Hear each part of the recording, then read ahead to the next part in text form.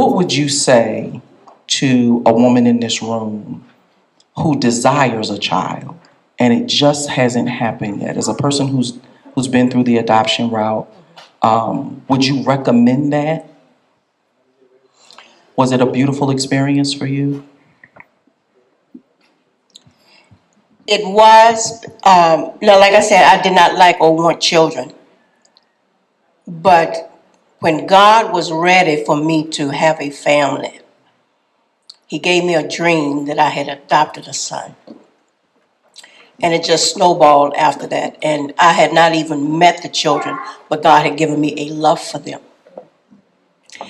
And so I filled out the adoption papers July of 91. I met them November of 91. They approved me November of 91. And they came January of 92. When you allow God to order your steps, it will happen in His timing. All we're to do is to serve the Lord and love Him with all that we have and trust that He knows what He's doing. And in His timing, He will either open up your womb or He will bring about an adoption or something in some other way for you to have your family. But what we need to do is to get out of God's way. Yeah. Wow. That's what we need to do. I thought God had me in training to become a supervisor, but God was training me to become a mama. And after I adopted the children, then He had me to quit my job and come home and raise them. And He said, take no thought for tomorrow, for sufficient is unto this day. When I quit my job, I did not have enough time to retire. So I had no source of income coming in other than the adoption subsidy. And with the adoption subsidy, we have some math people in here.